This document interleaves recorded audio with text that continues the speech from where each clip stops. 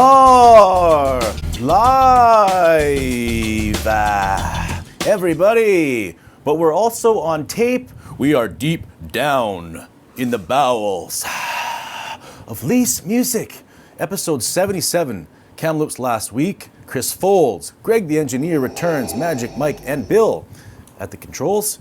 You're sick, 77. What's going on?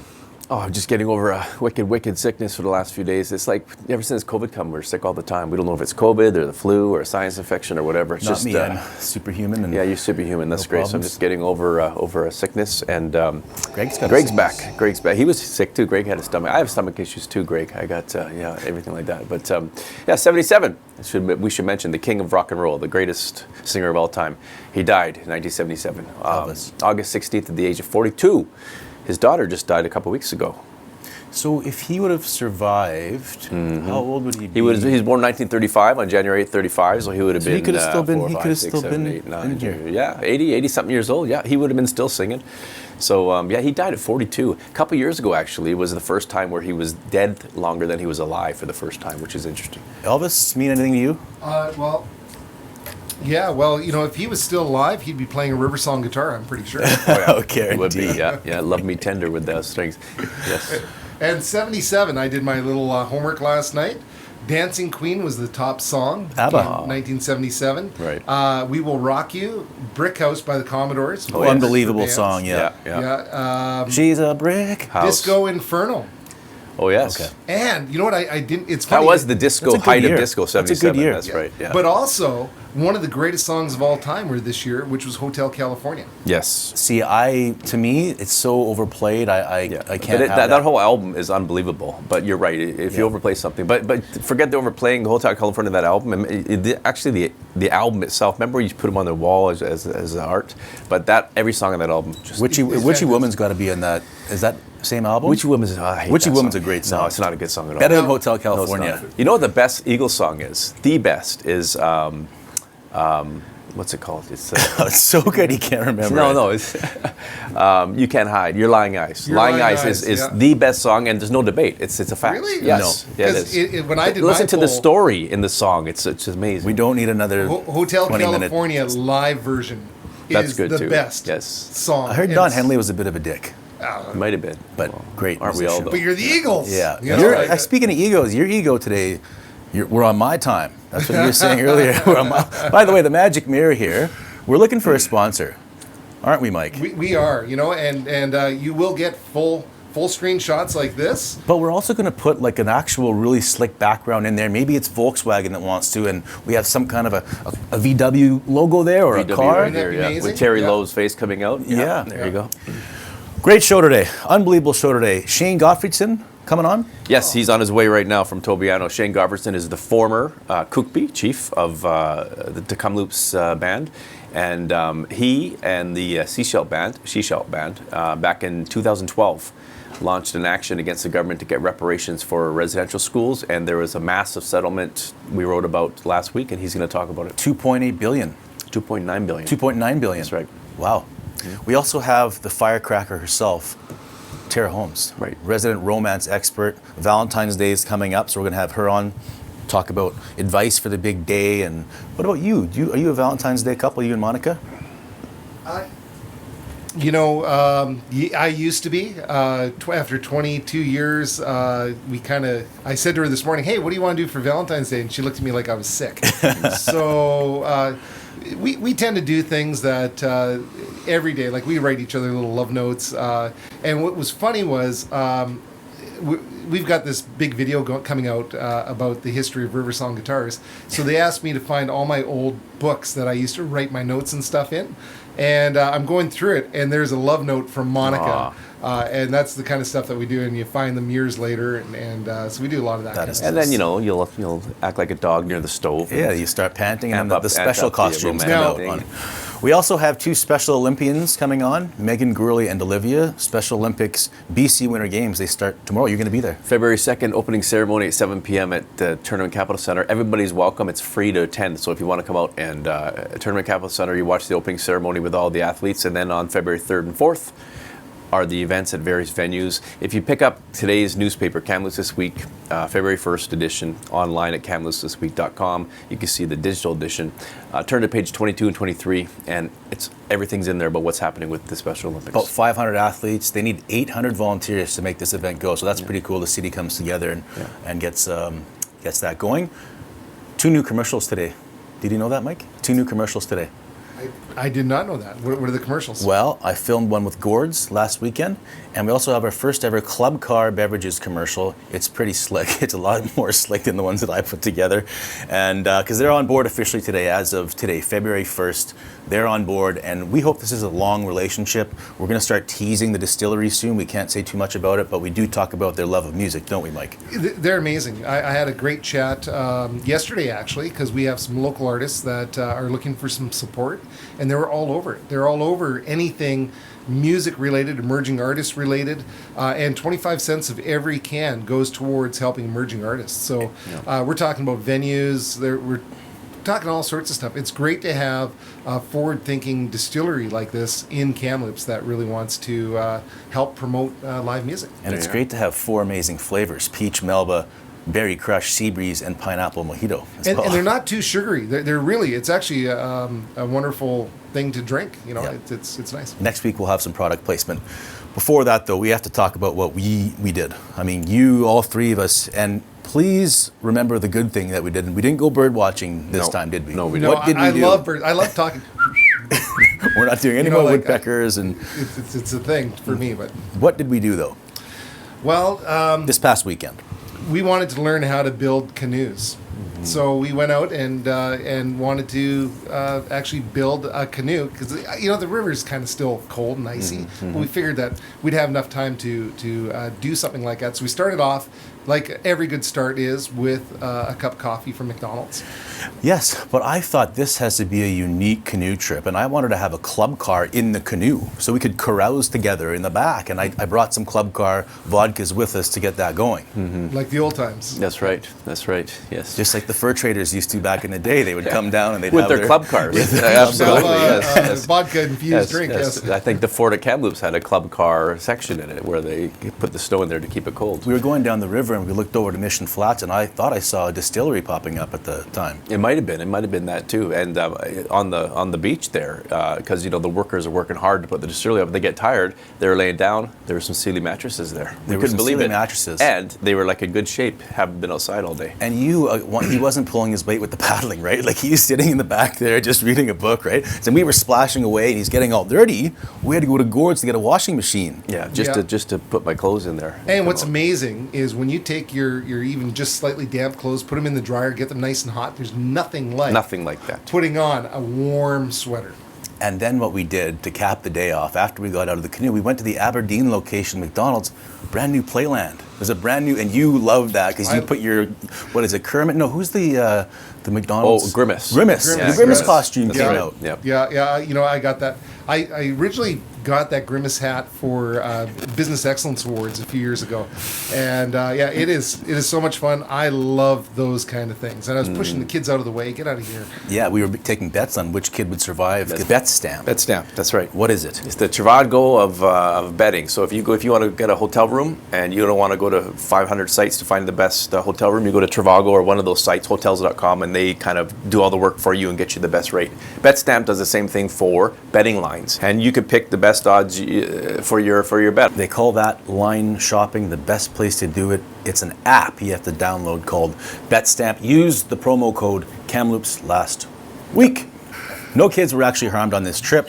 No. We do have a winner from our contest last week. A winner for the tickets to the Power to Blues and 4 tickets to the Scotties. Yeah, 4 each.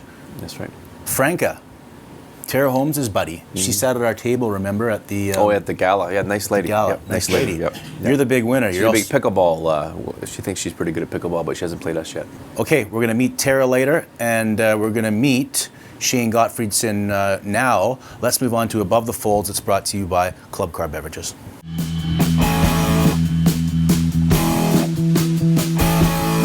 Don't go there if you want to survive. There are people out there waiting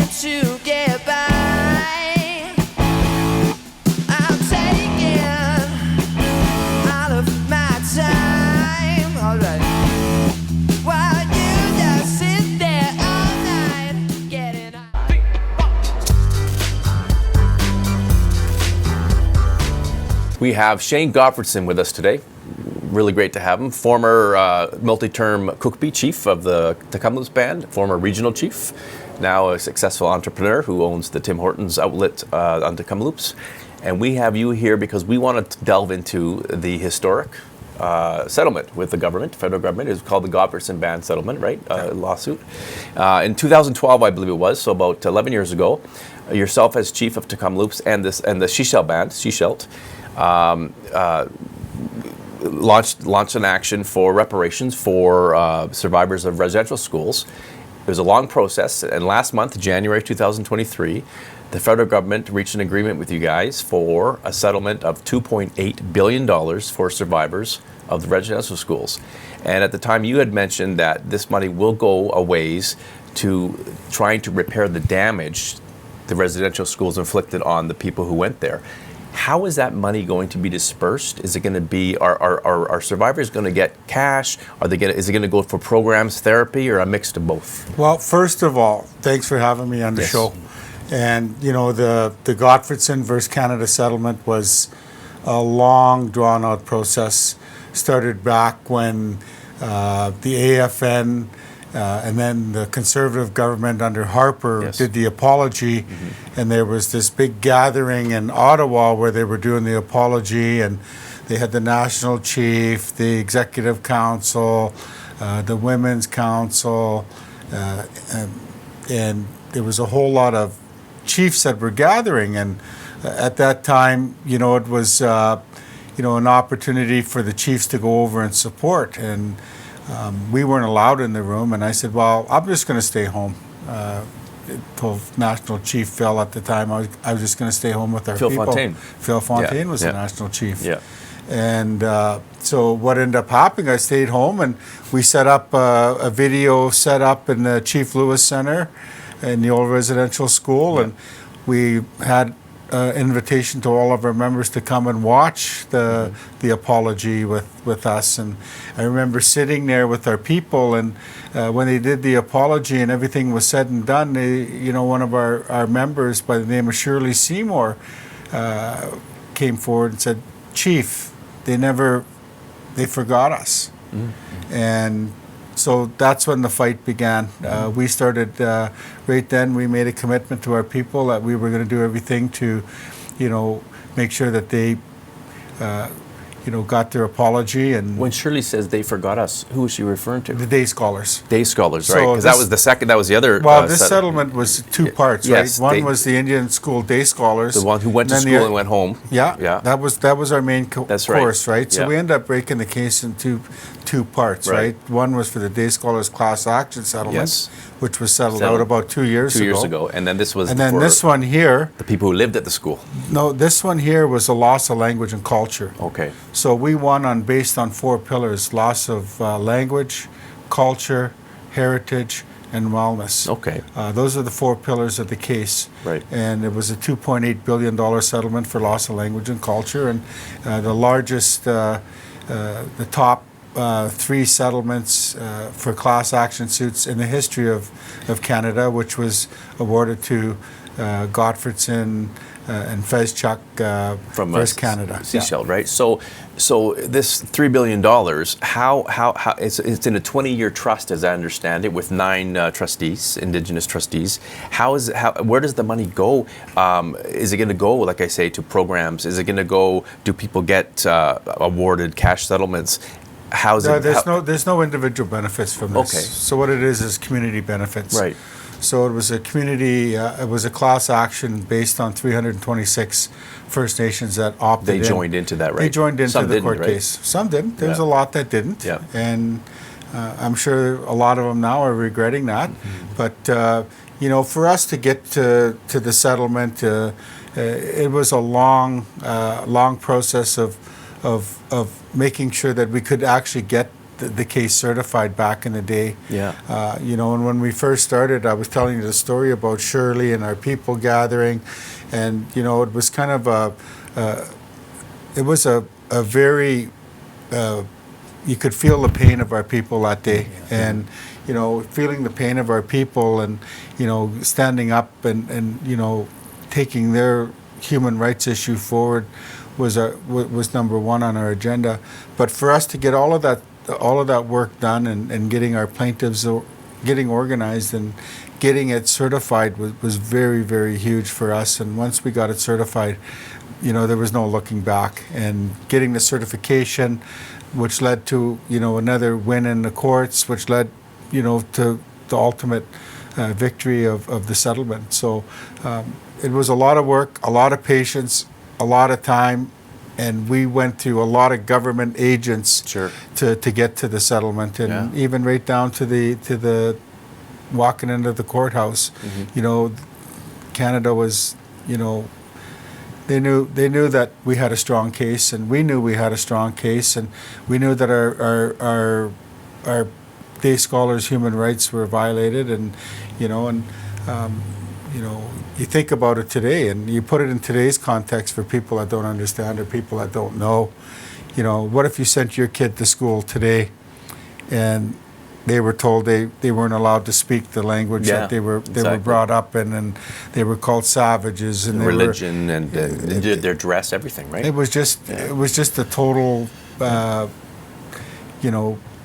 assimilation of our people. Some people call it genocide, and right? Cultural genocide. Well, we basically took that angle of the cultural genocide, and when you look at every single story and every affidavit that was done by every one of our plaintiffs, including myself, I was just the voice of all of our plaintiffs. So Gottfriedson versus Canada, I just carried the words of our people forward, and and it was hard. I'm not going to tell you it was an easy process of hearing some of the stories and knowing some of the facts, and getting to the settlement. I think was in everybody's best interest. I think especially around what happened with the 215 discovery, and and the magnitude of that, and I think Canada, and with all of our testimonies and our affidavits and people speaking their truths and telling their stories and their experiences of Indian residential school, I think Canada,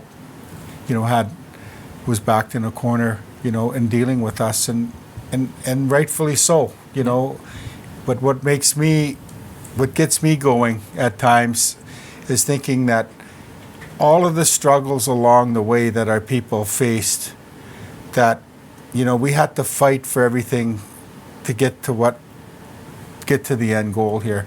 And, and along the way, we lost a lot of people that never, day scholars, not just from Kamloops, but all across this country, that never got to see the justice or the benefits of what they suffered through Indian residential school.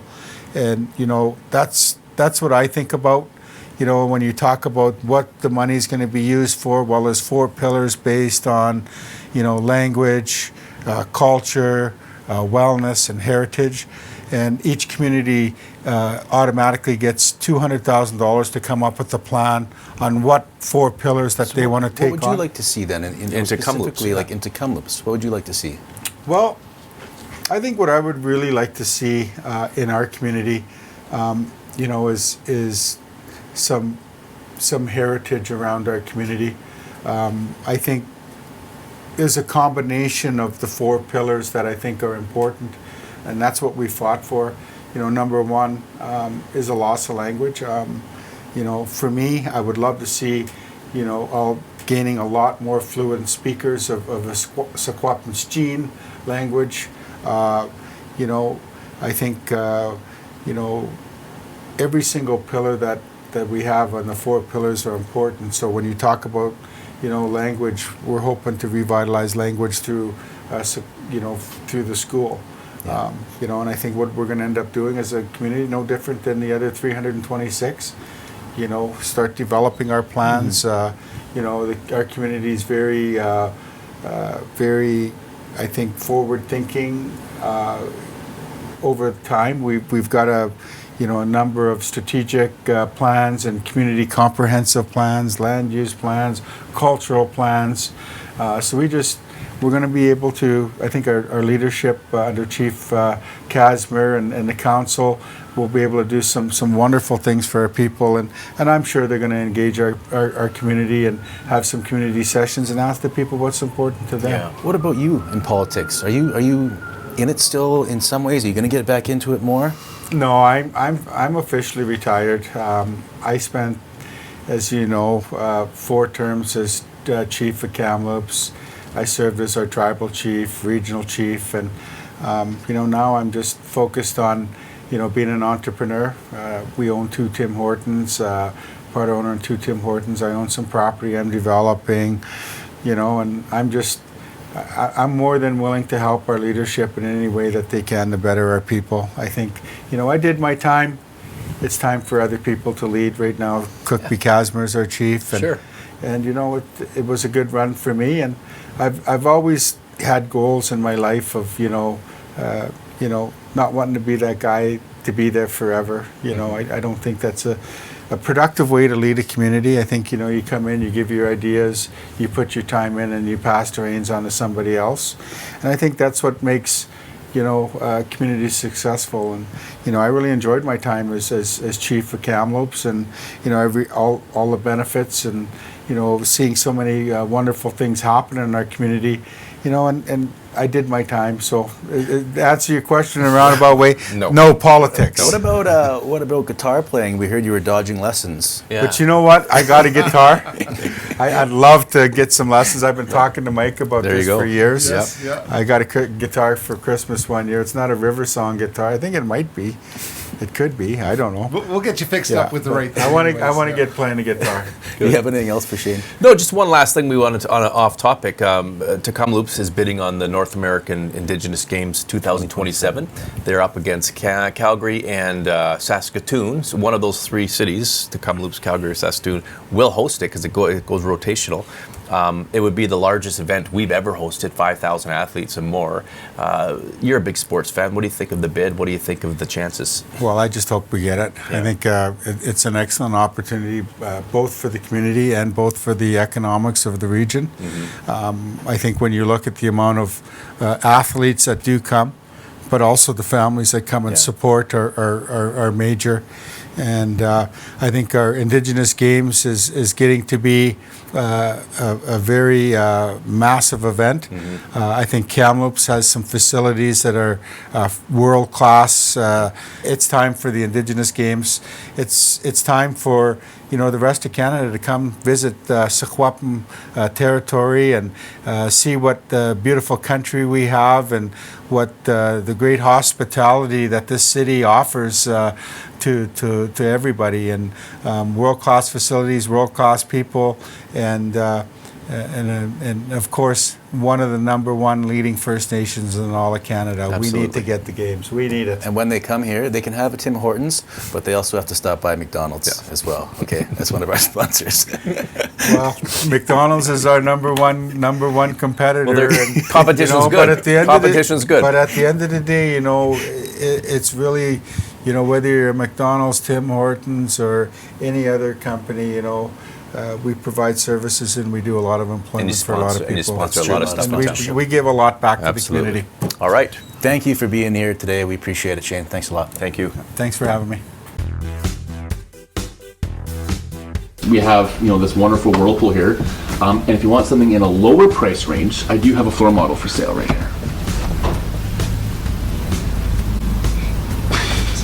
If you want to have a look inside here, always knock first, just in case there's a salad dressing inside.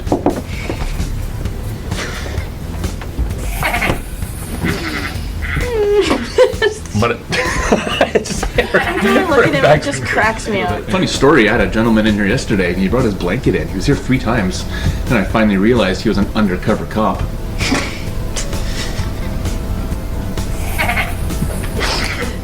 Steve's dad jokes are undeniably painful, but there is nothing cringeworthy about the service at Gorge.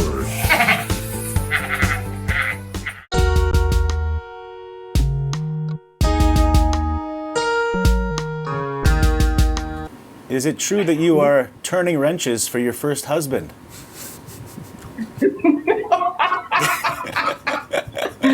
No, I am working here at Volkswagen. Yes, my first husband owns the dealership.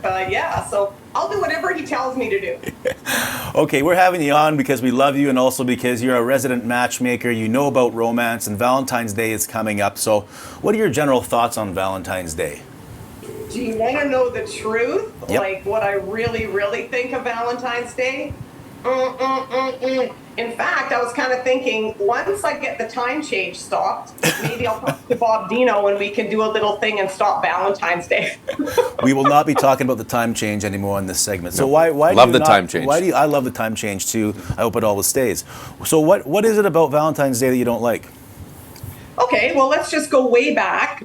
You're pretty young, Marty, but I'll go back with Foldsy and I. Let's go back to our childhood. What do we remember about Valentine's Day? First of all, it shouldn't even be for kids, but our first experience with Valentine's Day was being in school in a classroom setting. We were youngsters in grades 1, 2, 3, 4, and the classroom was all excited. You've got your little hearts, your homemade bundles up at the front where the kids secretly put in your Valentines. And I remember distinctly, you have your head down and everyone puts their cards in, and then you're all excited and you run to the front of the class, you bring it back to your desk and you pour it all out on your desk and you look over, and some of those kids in the classroom had like 1 or 2 and others had like 30.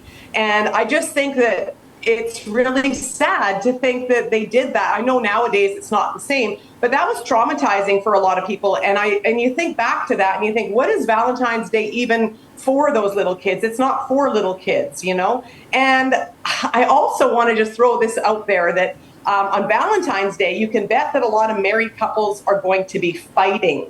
Like there's going to be some knock 'em down brawls because I'll tell you why, because expectations are not going to be met up, because you know how someone will say, oh, honestly, honey, I don't want anything for Valentine's Day. So when the person doesn't give you something for Valentine's Day, then you start fighting and you'll say, did you see what Sarah posted on Facebook? Look at all the flowers and things that she got. And then everyone's fighting on Valentine's Day. It's just, I don't know, like there's too much pressure out there. And there's pressure on the single people. They feel unworthy because they're looking around and society's telling you should be all paired up and happy on Valentine's Day. There's just so much about it that is negative. I think the best part of Valentine's Day is when you're in a new relationship, like that new, fresh, exciting relationship. And then you have your first Valentine's Day together. After that, it's all downhill from there. Okay, so let's just, you make some good points there. I like a lot of your points there. Let's just say there is a couple and they're both into it and they want to do a Valentine's Day thing. What are the no-nos as far as gifts? Like what are the kind of faux pas that you can do? What should you not give to your partner? I don't really think there's a no-no, except if you really truly don't want anything. Or if you say you don't want anything, but you secretly do, don't send those mixed messages. It's not fair to your partner. Like, I'd be really curious, you don't want something, and then you guys come to an agreement, and every Valentine's Day, you don't do anything. Like, my husband and I do not do anything for Valentine's Day. And I just think that it would be unfair that you suddenly, bestow a gift. The person feels like, well, I didn't give you anything. But I think everybody on Valentine's Day, maybe they should order flowers and send them to someone who has been sick or someone who's been down in the dumps. It doesn't have to be a loving relationship. You'll feel great. They'll be excited to get flowers and a little gift, and do it for someone who's having a tough time lately or someone who's been working really hard. It doesn't have to be focused on lovers. You're married to the nicest guy in Kamloops. Reader's choice award, nicest guy in Kamloops, Chris LaRouche.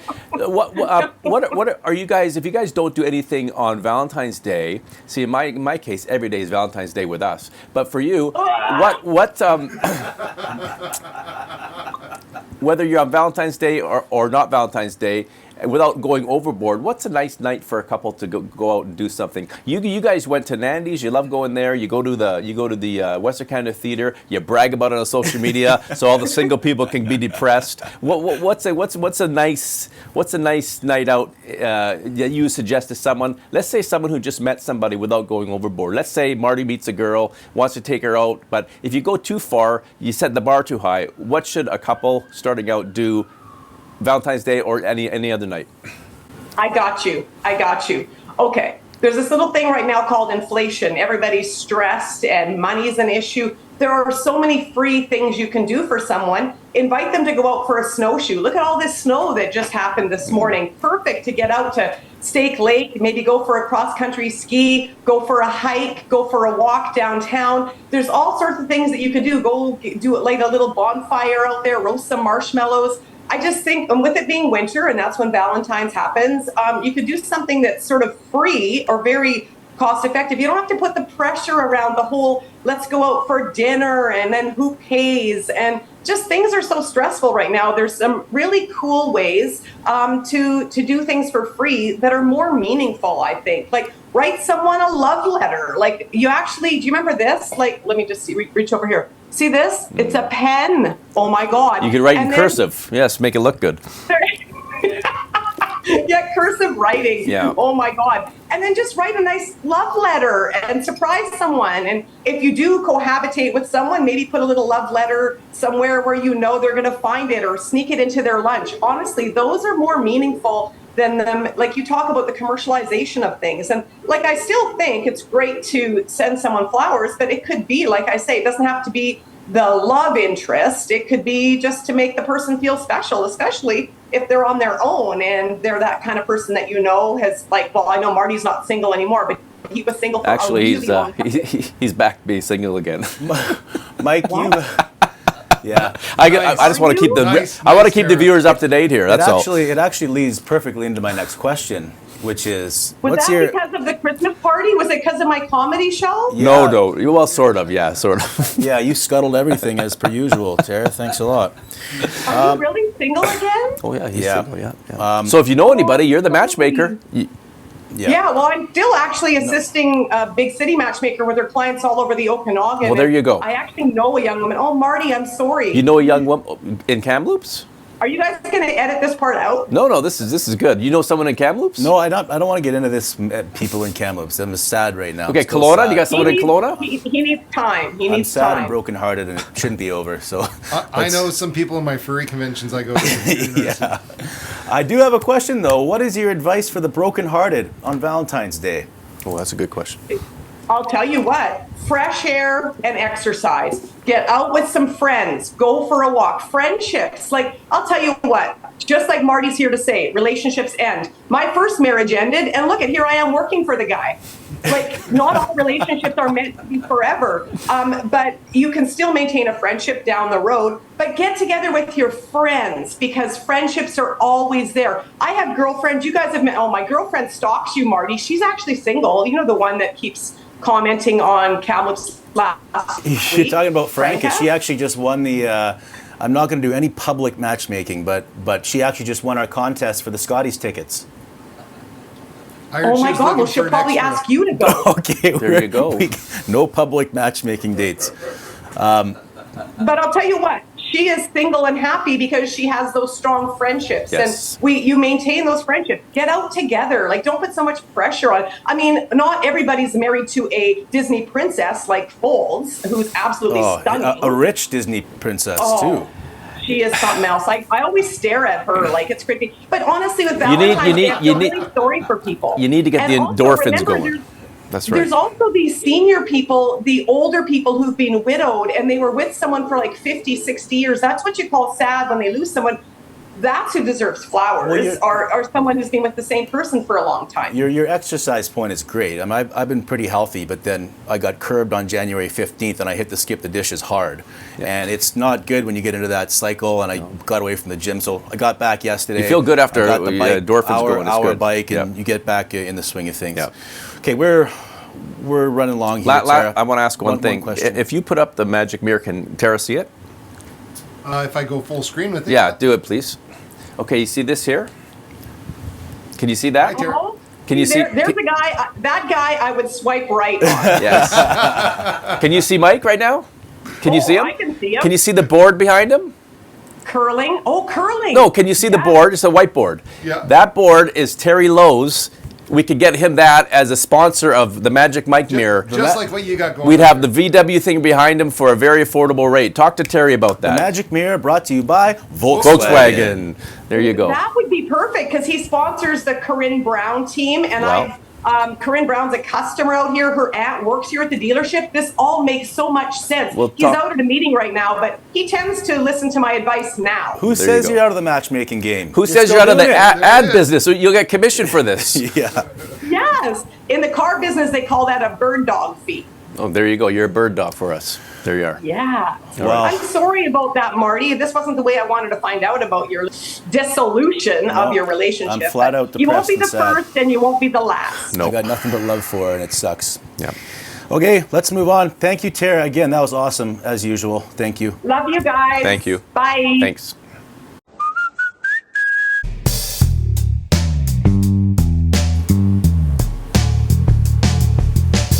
That is a photo from David the Hawk Eagles, star photographer at KTW. That's Megan and Olivia. I went out there with Dave the Hawk to talk to these athletes. Special Olympics B.C. Winter Games this weekend. They're going to be doing the curling. Yes, that's right. And Ken Brown was there, their coach, and Corryn Brown was there. What have you learned from your coaches? To just have a good attitude, and it's not always about winning all the time. And what are you looking forward to most about the games? I'm looking forward to meeting all the.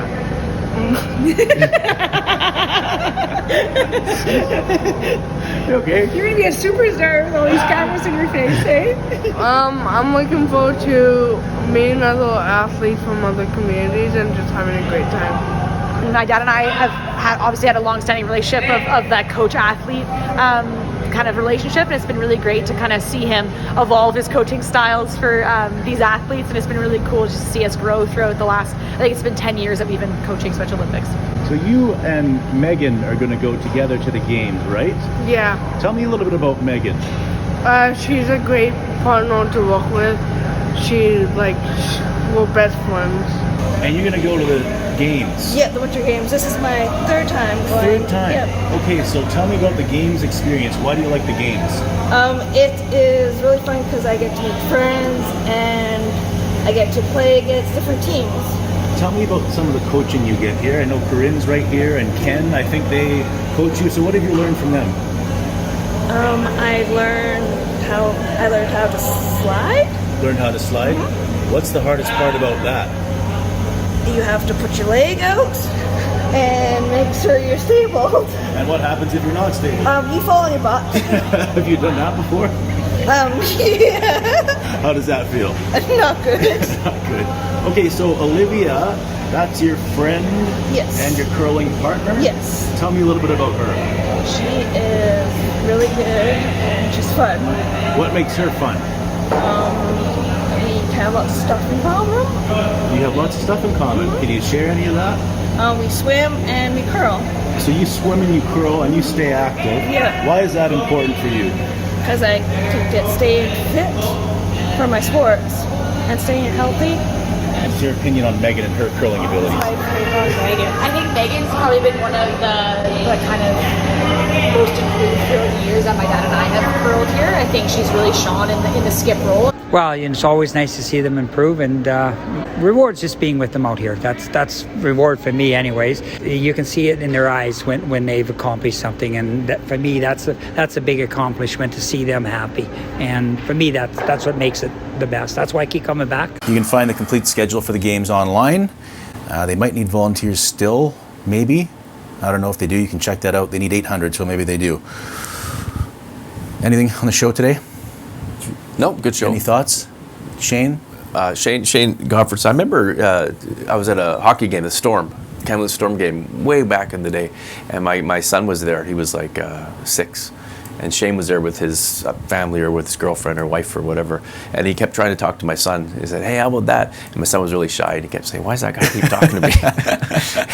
and I said, "Well, that's the chief of the Tk'emlúps." And he goes, "He's the chief?" Atticus wanted nothing to do with it. He thought he was a fire chief. I had to explain the whole chief thing to him. It was interesting, yeah. But Shane's a good guy. Mike, thoughts on the show? I really liked the show. I think that Shane was really informative. Just overall, I thought it was great. Tara Holmes, star again, no doubt. We're looking for a sponsor there for the Magic Mirror, brought to you by VW, maybe. I thought it was Volkswagen. Maybe Might be Volkswagen. VW, yeah. We're also looking for a sponsor for Reader's Digest.